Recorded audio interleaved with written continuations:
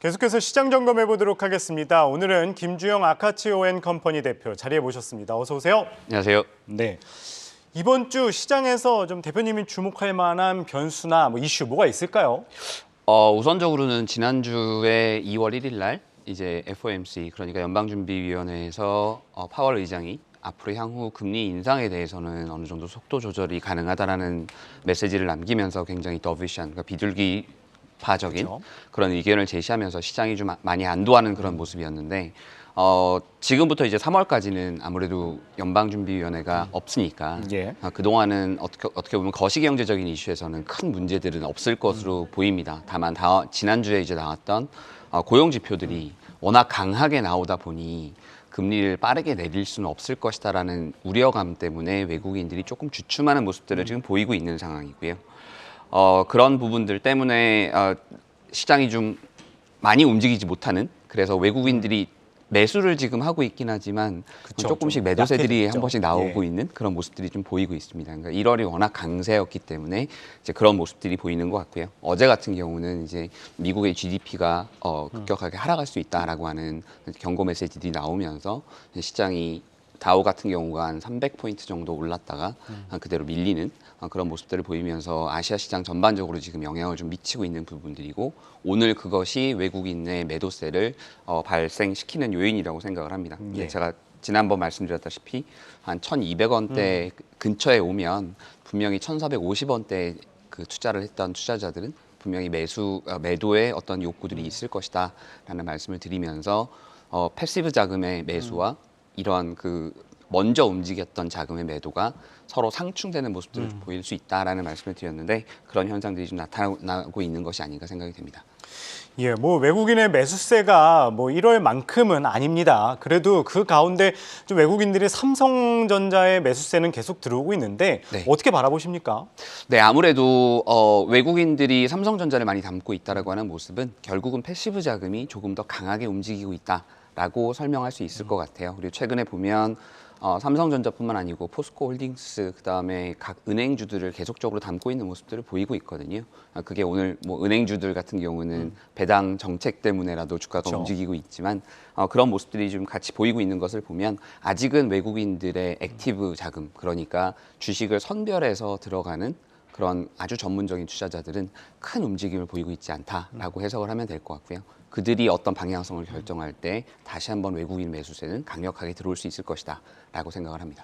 네, 그런 가운데 또 2월은 MSCI 지수 변경도 예정돼 있죠. 이와 관련해서는 좀 눈여겨볼 거 뭐가 있을까요? 네, 아무래도 2월 같은 경우는 이제 MSCI 지수의 조정이 발표가 되는데요. MSCI 지수라고 하는 것은 전 세계에 있는 모든 패시브 자금, 그러니까 직접적으로 투자를 하는 것이 아니고 그 인덱스를 인수하는 그런 자금들이 무조건 따라가는 그런 지수입니다.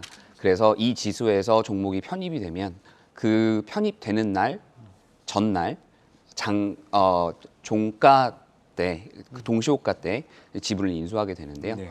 이번 달 같은 경우는 지금 NH투자증권에서 오늘 아무래도 리포트가 나왔었는데 카카오페이의 그 편입 가능성이 매우 높다라고 하는 내용들을 얘기를 하고 있고요.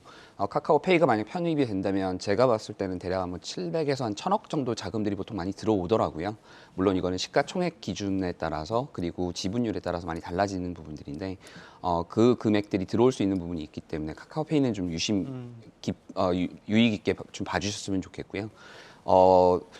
2월 달에 이런 반영이 되게 되면 이제 추가적으로 앞으로 한국에 또 패시브 자금들이 얼마나 더 들어오게 될지, 그 다음에 전체 MSCI 지수 내에서 우리나라의 비중이 어떻게 될지가 나올 텐데 그런 내용들에 따라서 외국인들의 움직임들이 조금 다양하게 활발하게 움직이게 될 것 같습니다.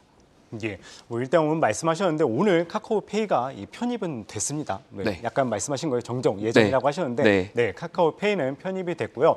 이어서 그렇다면은 좀 대표님이 보시기에 오늘 소개해주실 종목 어떤 게 있을까요? 우선적으로 몇 가지를 같이 말씀을 드릴게요. 제가 지난 3번 나오면서 이제 지어소프트를 말씀을 드렸었고, 예. 그다음에 캔코아 에어로스페이스를 말씀을 드려서 두 종목이 우선적으로는 제일 맞습니다. 앞에 말씀드렸던 건데 네. 지어소프트 같은 경우는 제가 예상했던 것보다는 이 IPO 맞아요. 가격 오아시스. 자체가 예, 생각보다 그쵸. 오아시스가 조금 약하다 보니 예. 주가가 좀 많이 밀렸습니다. 근데 그런 부분들은 좀 죄송하게 생각을 하고 반대로 캔코아 에어로스페이스 같은 경우는 우주에 대한 관심을 가져야 된다는 말씀을 드렸었는데 주가가 많이 올라서 예. 그럼 어제 아무래도 아마존 프로젝트에도 다시 참여한다는 얘기들이 나오면서 예. 그 주가가 많이 움직였던데 그런 부분들은 앞으로 계속 좀 제가 보면서 추가적으로 제 생각이 바뀌거나 하면 알려드리겠습니다. 오늘 제가 말씀드리고 싶었던 종목은 이제 SM 엔터테인먼트인데요. 뭐 워낙 핫하죠? 많은 분들이 말씀을 하셨을 거라서 예. 우선적으로 저는 이거를 이제 행동주의 펀드의 입장에서 앞으로 이것이 어떻게 전개될 것인지에 대한 내용들과 함께 조금 말씀을 좀 드리고 싶습니다. 예. 우선적으로는 오늘 오전에 이제 하이브가 이수만 전 프로듀서의 14.8%를 이제 4,400억에 인수하겠다고 공시를 했고요. 예. 그게 이제 주당 12만 원의 가치입니다. 이게 카카오가 지난 2월 달에 예. 발표했던 유상증자와 전환사채 인수 가격이 9만 1,000원에서 9만 2,300원 예. 두 개가 그 정도 레인지거든요. 그러니까 평단을 하게 되면 그거 대비해서는 30% 정도의 프리미엄을 얹어서 예. 지분을 인수하겠다고 발표를 했고요. 그 다음에 추가적으로 40%까지 지분을 늘리겠다고 공개 매수를 동시에 발표를 예. 했습니다. 이 2월 28일까지 이제 공개 매수에 참가를 하게 되면 그 주식은 안분해서 이제 들어가게 될 텐데 예. 지금 현재 주가가 보니까 한 11만 4천 원, 11만 5천 원 선에서 왔다 갔다 하던데요. 예. 지금 현재 매수를 하시게 되면 12만 원에 저희가 공개 매수를 한다라고 하면 예. 한 5%, 그렇죠. 4% 정도의 수익을 낼 수 있는 부분이라 예. 이런 부분들은 관심 있게 좀 지켜보셔야 될 내용이라고 생각을 하고 이 레인지라면 충분히 매수 가능한 수준이다라고 생각을 하고요. 예. 가장 중요한 것은 카카오가 10% 지분을 매수하겠다라고 발표를 한 것이 고작 2주도 채 되지 않은 그쵸. 상황에서 자금도 지금 들어오지 않은 상황인데 예. 실질적으로 하이브의 이런 인수와 공개 매수를 통해서 실질적인 경영권 분쟁이 발생을 해버린 케이스거든요. 예. 앞으로는 얼라인 파트너스, 그런 이창환 대표가 지금 이끌고 있고 전 KKR 대표가 실질적으로 주주행동을 통해서 이사회의 이사로 지금 등재가 되는 상황인데 예. 얼라인 파트너스와 그 카카오 그리고 SM의 지금 현 경영진이 앞으로 어떤 대응을 할 것인가가 매우 중요한데요. 그렇죠. 이 상황이라면 제가 봤을 때는 저라면 다시 공개 매수를 본인들도 진행을 하든 아니면 협상을 통해서 지분을 매각을 하든 둘 중에 하나를 해야 될 텐데 예. 저는 오히려 전자 그래서 그 공개 매수를 다시 한번 진행할 수 있지 않을까라는 생각을 예. 해서 그렇게 된다면 공개 매수가를 추가적으로 올려야 되는 부분들이 있거든요. 그러면 추가 업사이드들이 분명 존재할 수 있다라고 생각을 해서 저는 SM 엔터테인먼트 지금 현 레벨에서는 매수할 수 있는 부분이 아닐까 생각을 하고요. 다만 전체 본인이 투자하겠다라고 생각하신 100% 중 40%는 넘지 않는 범위에서 예. 지분을 투자하시는 것이 좋을 것 같습니다. 그러면 SM과 하이브 둘 중에 봤었을 때는 SM을 더 유익 있게 봐야 된다고 네, 생각하시는 건가요? 그렇습니다. 그 이유 중 하나는 결국은 하이브는 지금 현재 카카오보다는 훨씬 비싼 값에 주식을 인수하게 그쵸. 된 거고요.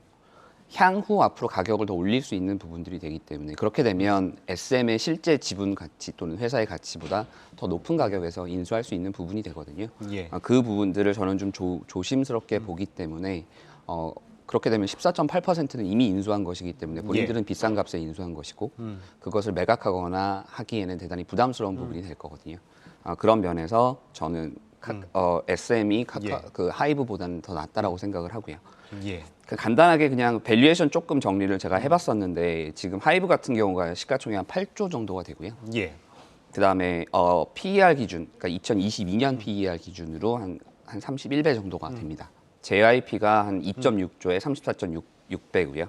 예. YG 엔터테인먼트가 한 1조 원의 PER 40배 정도를 받고 있습니다. 그 레인지로 놓고 봤을 때 저는 주가가 13만 6천 원에서 16만 원까지는 앞으로 SM이 추가 추가적으로 상승 상승 여력이 되지 않을까라고 생각을 합니다. 예, 알겠습니다. 오늘 시장 이슈와 함께 김주영 대표께서 소개해 주신 종목 SM에 대해서 살펴봤습니다. 김주영 아카치오앤컴퍼니 대표 이야기 들어봤습니다. 고맙습니다. 감사합니다.